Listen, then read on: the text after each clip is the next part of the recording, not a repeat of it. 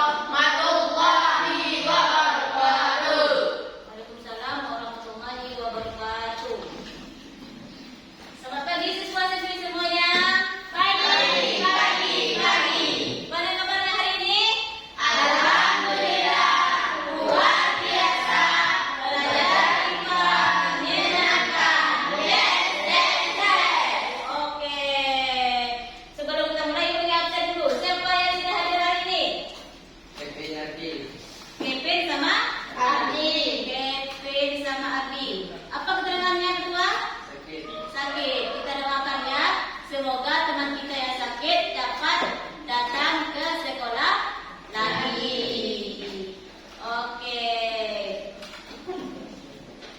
Kira-kira kita belajar ini tentang apa? Ada yang tahu? Kita belajar hari ini tentang apa? Tentang IPA sistem pencernaan. Sistem pencernaan. Jadi hari ini kita belajar tentang sistem pencernaan pada manusia.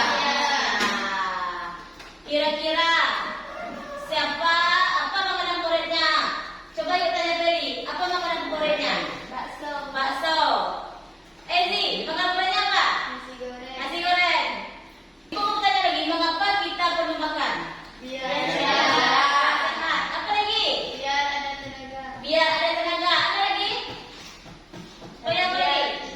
Tidak sakit. Biar tidak jadi sakit. Semua jawaban itu benar. Karena itu merupakan kebutuhan bagi tubuh Tidak. Kita juga akan pelajari beberapa organ-organ dalam sistem pencernaan dan fungsinya masing-masing. Kita juga akan pelajari tentang berpikir komputasional. Apa itu berpikir komputasional? Jadi belajar berpikir komputasional itu ada berpikir secara terurut, sistematis, logis dalam memecahkan suatu masalah. Itu berpikir komputasional. Jadi ibu tanya lagi, kalau kita makan mie ayam kan? Sepi kalau makan mie ayam, makanan yang kita makan tuh masuknya lewat mana dulu tuh? Mulut. Lewat apa? Lewat mulut. Apa langsung ke perut? Lewat? Bagus. Jadi tiap makanan yang kita makan tuh lewatnya dari mulut. Sudah ada mulut lagi, langsung ke perut. Apa namanya? Jadi leher kita ini ada dua cabang, ada kerongkongan dengan tenggorokan. Kalau sistem pencernaan itu namanya kerongkongan. Kalau tenggorokan untuk apa? Berbicara juga untuk bernapasan. Apa lagi? Sudah kerongkongan ada itulah lambung. Sudah lambung ada usus halus, maksudnya usus besar sampai ke anus. Nah, itu yang kita pelajari. Ibu ada video tentang sistem pencernaan manusia. Nah, kita amati ya sistem pencernaan manusia. Video tentang sistem pencernaan manusia. Kalian amati video sistem pencernaan manusia. Coba kalian amati. Hai teman-teman, kemarin kan kita sudah membahas pencernaan makanan dari mulut ya. Setelah dari mulut, makanan kita menuju kerongkongan. Kerongkongan adalah suatu saluran seperti tabung sepanjang 20 cm yang menghubungkan antara rongga mulut dengan lambung. Di dalam kerongkongan terjadi gerakan peristaltik, yaitu gerakan meremas-remas yang dilakukan oleh dinding kerongkongan untuk membuat makanan terdorong masuk ke dalam lambung. Berarti tujuan selanjutnya lambung. Betul, Bob. Lambung adalah bagian dari organ pencernaan manusia yang paling elastis. Lambung berbentuk seperti kantong dan terletak di dalam rongga perut sebelah kiri atas. Di dalam lambung, makanan mengalami pencernaan secara mekanis dan kimiawi. Pencernaan mekanis dilakukan oleh bibit atau otot lambung yang meremas dan mengaduk makanan. Pencernaan kimiawi dilakukan oleh getah lambung yang dihasilkan oleh bagian getah lambung. Getah lambung mengandung enzim pepsin, enzim renin, dan asam chlorida. Enzim pepsin berfungsi untuk memecah protein menjadi peptol. Enzim renin berfungsi untuk mengendapkan protein susu menjadi kasein. Asam chlorida atau HCl berfungsi untuk memasangkan makanan dan membunuh kuman yang masuk bersama makanan. Nah, habis ini makanan kita pergi ke toilet ya. Hihi. Kamu ini belum, Bob. Selanjutnya, makanan dicerna di usus halus dulu. Usus halus merupakan usus terpanjang dalam saluran pencernaan karena panjangnya mencapai 6 hingga 7 meter. Di dalam usus halus terdapat cairan khusus yang membantu penyempurnaan pencernaan makanan. Oh iya, usus halus terdiri dari 3 bagian, yaitu usus 12 jari, usus kosong, dan usus penyerapan. Apa lagi ya di sana? Usus 12 jari atau disebut juga duodenum memiliki panjang kira-kira 25 cm. Usus 12 jari mencerna makanan dengan bantuan getah pankreas dan getah empedu. Getah pankreas dihasilkan oleh kelenjar pankreas. Getah pankreas mengandung enzim-enzim berikut. Enzim amilase berfungsi mengubah zat tepung atau amilo menjadi zat gula atau glukosa. Enzim tripsin berfungsi mengubah peptol menjadi asam amino. Enzim lipase berfungsi mengubah lemak menjadi asam lemak dan gliserol. Kalau getah empedu dihasilkan oleh kaki dan simpan dalam kantong empedu. Getah empedu berfungsi untuk mencerna lemak. Selanjutnya, usus kosong atau jejunum terletak di antara usus 12 jari dan usus penyerapan. Usus kosong memiliki panjang sekitar 2,5 meter dan berfungsi untuk mencerna makanan dari usus 12 jari. Terakhir adalah usus penyerapan yang merupakan tempat penyerapan sari-sari makanan. Di seluruh permukaan dindingnya terdapat ujung-ujung pembuluh darah yang menyerap sari-sari makanan. Kemudian, sari makanan diedarkan melalui aliran darah ke seluruh bagian tubuh. Jadi makanan kita makan kembali lagi ke dalam tubuh kita ya. Iya, Bob. Habis itu, sisa makanan yang dicerna masih berlanjut ke usus besar. Nah, usus besar berfungsi menyerap cairan, vitamin, dan mineral dari sisa-sisa makanan yang telah diserap oleh usus halus. Pada usus besar, terdapat bakteri yang berguna untuk tubuh bernama E. coli yang berfungsi untuk membantu proses pembusukan sisa makanan. Proses pembusukan sisa makanan akan menghasilkan kotoran atau feses yang kemudian dikeluarkan melalui anus. Oh gitu. Nah, gimana dengan mulut? Itu disebabkan oleh apa ya, Pipo? Organ terakhir yang bernama rektum adalah ujung muara dari usus besar yang berfungsi sebagai tempat penyimpanan feses sementara. Ketika rektum terisi penuh dengan feses, maka saraf akan mengirimkan respon otak yang menimbulkan rasa ingin buang air besar. Anus adalah lubang di bagian bawah pantat yang berfungsi sebagai tempat keluarnya feses dari tubuh. Jadi begitu ya, dengan proses pencernaan dalam tubuh kita. Iya, Bob. Seenak-enaknya makanan yang aku makan, ujung-ujungnya untuk dibuang lagi. Tapi ingat, kan ada juga sari makanan yang menyebar menjadi energi untuk tubuh kita. Betul juga ya. Oh ya, Pipo. Ngomong-ngomong soal pencernaan, kamu pernah sakit perut gak? Tentu saja, Bob. Kenapa ya perut kita bisa sakit? Nanti akan kita bahas bersama di video selanjutnya ya, Bob.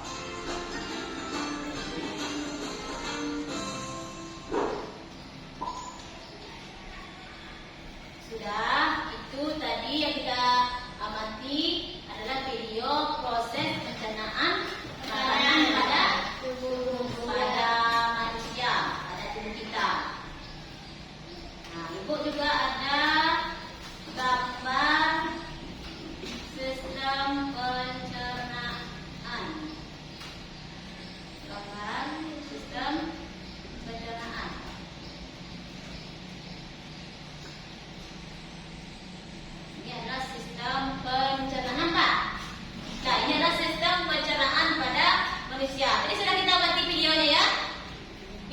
nih. Jadi proses pencernaan makanan dimulai dari mana dulu? Dari rongga mulut. Nah, jadi di dalam rongga mulut terjadi pencernaan makanan secara mekanik dan kimiawi. Pencernaan secara mekanik dibantu oleh gigi dan lidah atau air liur. Jadi gigi fungsinya untuk mengunyah makanan untuk menjadi ukuran-ukuran yang kecil sehingga dapat dicerna oleh tubuh. Itu. Kalau secara kimiawi dibantu oleh enzim. Apa enzim yang ada di air liur? Enzim amilase. Enzim yang ada di air liur atau di liur itu adalah enzim amilase. Itu ada rongga mulut dulu. Sudah di rongga mulut apa lagi? Selanjutnya makanan sudah dimasuk di rongga mulut. Selanjutnya di kerongkongan. Ini di kerongkongan. Ini kerongkongan termasuk kerongkongan. Jadi leher kita ini ada dua siapa? Ada kerongkongan dan tenggorokan. Kalau kerongkongan itu untuk sistem pencernaan. Kalau tenggorokan untuk Berbicara. pernapasan. Nah, itu tenggorokan. Apa di kerongkongan terjadi gerakan apa? Peristaltik. Gerakan peristaltik itu apa? Gerakan untuk mengemas makanan, untuk mendorong makanan sampai ke lambung. Itu. Jadi di kerongkongan terjadi gerakan peristaltik. Itu gerakan kerongkongan. Setelah dari kerongkongan di mana lagi? Di lambung. Di lambung ini terjadi proses apa? Proses pencernaan makanan juga terjadi secara mekanik dan juga kimiawi untuk penyimpanan makanan sementara. Belum? Untuk penyimpanan makanan sementara, kalau secara kimiawi dibantu oleh otot halus yang ada di dinding lambung. Sedangkan secara kimiawi dibantu oleh enzim-enzim. Apa yang ada enzim-enzim di lambung? Ada enzim pektin, membuat protein menjadi asam amino. Ada enzim apa lagi di lambung? Ada enzim renin, mengubah protein menjadi glukosa. Ada juga enzim asam klorida untuk membunuh kuman-kuman pada saat makanan masuk ke dalam lambung tadi. Itu lambung. Jadi ada enzim-enzimnya ya. Sudah lambung apa lagi? Sudah lambung ke usus halus. Usus halus, bukan usus kecil ya. Usus halus. Jadi usus halus ini ukurannya panjang, bisa 6 sampai 7 meter. Jadi panjang. Jadi di usus halus apa terjadi? Di usus halus ini terjadi apa? Penyerapan sari-sari makanan atau zat gizi yang dibutuhkan oleh tubuh. Di sini terjadi penyerapannya. Jadi zat-zat gizi yang ada di tubuh, zat-zat gizi yang diperlukan oleh tubuh diserap oleh di sini prosesnya di usus halus. Di usus halus ini ada juga pembagiannya, ada usus 12 jari, ada usus kosong dan juga ada usus penyerapan. Tadi kan sudah kita video ya kan? Nah, itu ada pembagiannya. Setelah di usus halus, baru di usus besar. Di usus besar ini apa terjadi? Usus besar ini terjadi penyerapan air atau sisa-sisa ampas makanan yang tidak diperlukan lagi. Itu di usus besar terjadi. Setelah di usus besar, apa terjadi lagi? Usus besar apa lagi? Jadi yang tidak diperlukan sari-sari sisa itu dibuangnya di usus besar. Setelah usus besar ada di rektum.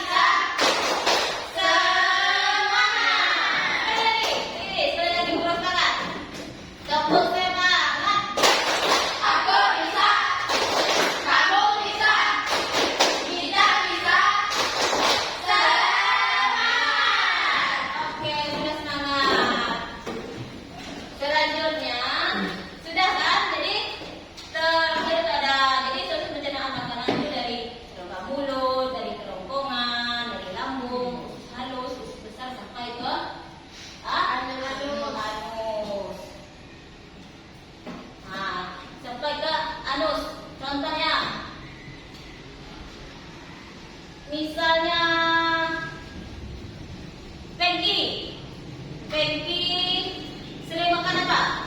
Sering makan apa? Biasanya bakso misalnya. Jangan terlalu sering makan bakso ya. Nah, ini adalah sistem pencernaan manusia. Pernah ada kita sadari ya? Kira-kira. Jadi Tuhan tuh menciptakan, sistem menciptakan manusia itu dengan sempurna lah, dengan luar biasa dah. Nah, dengan sempurnaannya, dengan kelengkapan organ-organnya, pernah ada kita berpikir organ-organ kita tuh bekerja tuh atas perintah apa bekerja sendiri? Bekerja sendiri kan itu perintah. Misalnya, terus harus coba kerja untuk mencerna makanan. Dan tidak kita perintah kan, langsung kerja sendiri. Itulah kuasa Allah. Kita harus bersyukuri atas nikmat yang Tuhan kasih, atas kelengkapan tubuh kita yang lengkap, sehat. Itu adalah yang betul kita syukuri. Itu adalah kuasa dari Allah.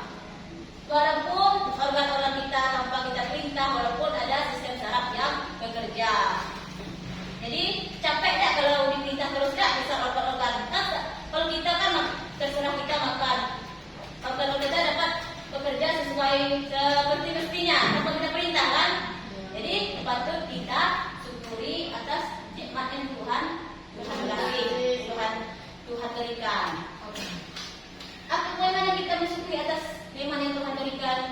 Salah satunya dengan waktu kita makan ucapkan bismillah. Kita makan ucapkan alhamdulillah. Juga cara kita mensyukuri pemberian Tuhan apa lagi? Makan makanan yang sehat. Nah, makanan yang sehat dan bergizi. Apa lagi? Jangan misalnya Anggra jajan di kantin, misalnya sering makan mie. Iya, sering makan mie. Nah, boleh kita makan mie, tapi harus diimbangi dengan sayur, protein, lemak. Kita butuh ada lemak dalam tubuh. Butuh ada lemak dalam tubuh. Butuh. Apa lemaknya? Jangan sering makan gorengan. Itu bisa juga tidak sehat. Pokoknya kita makan itu harus berimbang. Boleh, tapi jangan terlalu Senin sampai Jumat makan itu terus. Kan tidak mungkin tak. Harus diimbangi. Ada proteinnya, ada lemaknya, ada karbohidratnya, vitaminnya, dan mineralnya. Dah. Bisa dipahami? Bisa. Oke. Ibu ada game, permainan. Game atau quiz. Sudah? Nah, Ibu ada game, permainan, dan kuis. Kuis tentang kalian sudah menonton video, sudah Ibu jelaskan tentang sistem pencernaan. Ibu lupa, coba kalian baca sekitar 5 menit lah. Sekitar 5 menit buku ini, baru kita ada kuis. Lupa Ibu. Coba bacakan apa dulu? Bacakan sekitar 5 menit. Di dalam hati aja, dengan suara. Dibaca sekitar 5 menit. Sudah. Jadi di sini Ibu ada permainan. Jadi Ibu jelaskan dulu ya permainannya. Jadi di sini Ibu ada soal masing-masing kelompok perwakilan untuk maju ke depan perwakilannya. Nanti Ibu ada soal, kalian harus menyelesaikan challenge-nya. Challenge-nya apa?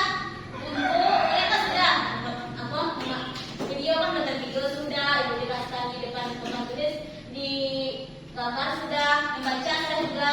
Jadi kita ada quiz game. Jadi challenge kalian untuk membuat bagaimana arah panah, menuruti arah panah sesuai dengan perintah soal. Paham? Bisa dipahami? Paham? Nah, itu beri contoh misalnya. Ada soal misalnya gambarnya apa? Ada soal nanti kalian meloncat. Gimana? Menunjukkan organ apa? Fungsinya. Nanti misal arah tergantung arah panah. Nah, sampai kalian meloncat apa soalnya? Langsung ke misalnya halus. Paham? Bisa dipahami?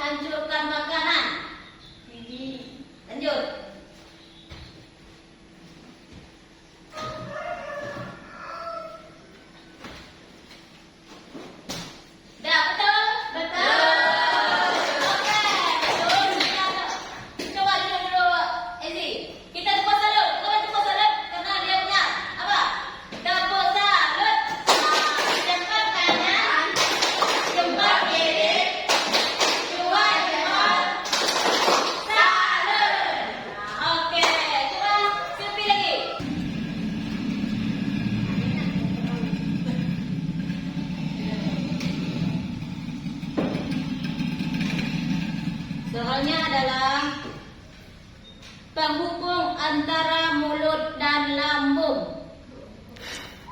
Nah, lanjut. Dah, Tiara? Nah,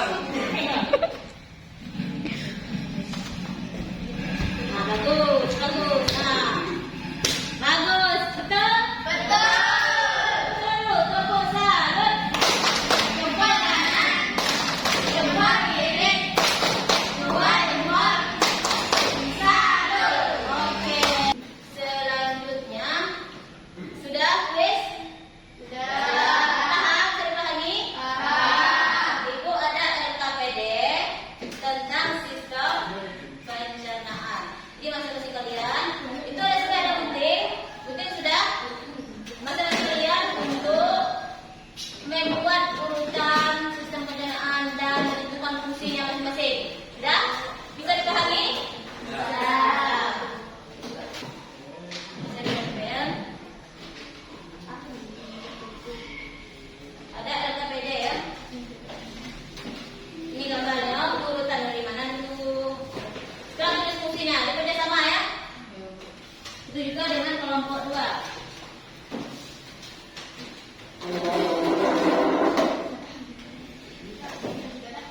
Buat TPS dari mana dulu? Dari apa fungsinya mulut?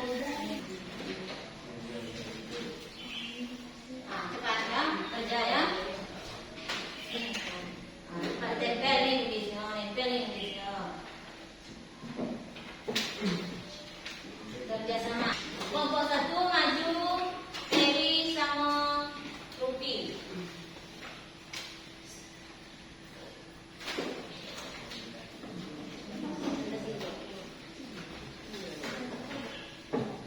Itulah, silakan presentasi hasil kerjasamanya. Baiklah.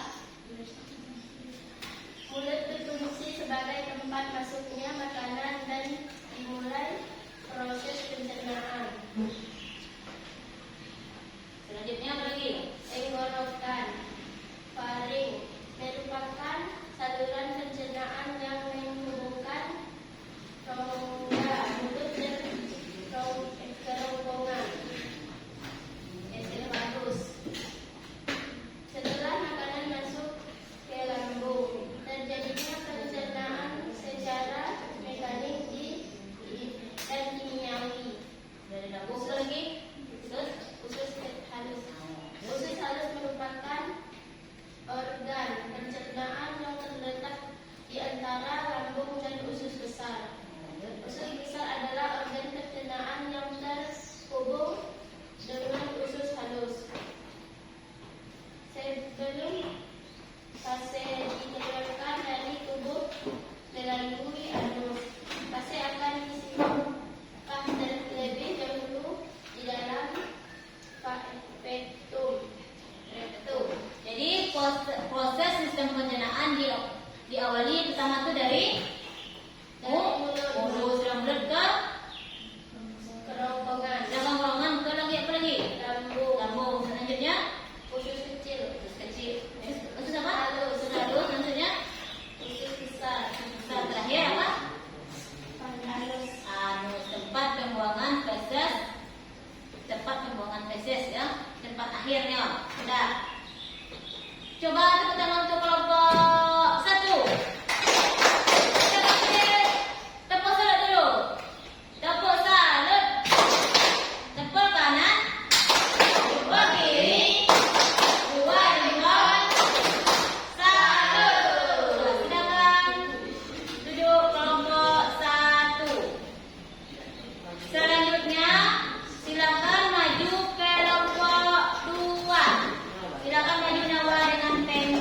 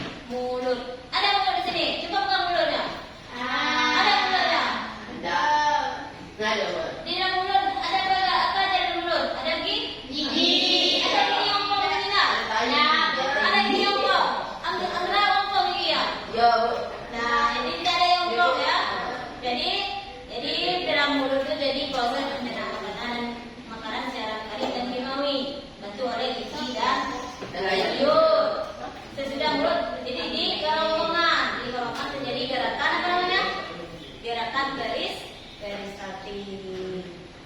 Sudah gerakan peristaltik, ada lagi di lambung. Di lambung tempat penyimpanan sementara. Sini juga termasuk pencernaan makanan terjadi secara mekanik dan fisiologi. Di lambung juga terbanyak berapa enzim? Ada enzim peptin, asam klorida dan enzim renin. Di lambung. Setelah itu baru di usus halus. Di usus halus ini tempat penyerapan sari-sari makanan yang dibutuhkan oleh tubuh, tempat penyerapan gizi yang dibutuhkan oleh tubuh. Di usus halus juga ada 3 bagiannya, ada usus 12 jari, ada usus kosong, ada usus penyerapan. Itu di usus halus. Jadi usus halus itu panjangnya bisa sampai 6 sampai 7 meter. Ini panjang ya prosesnya. Baru itu setelah usus halus lanjut ke usus besar. Usus besar terjadi penyerapan air atau pembuangan sisa-sisa ampas dari sari-sari yang tidak dibutuhkan.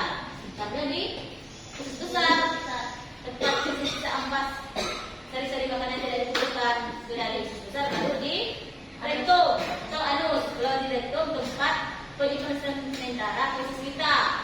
Baru di terakhir itu ada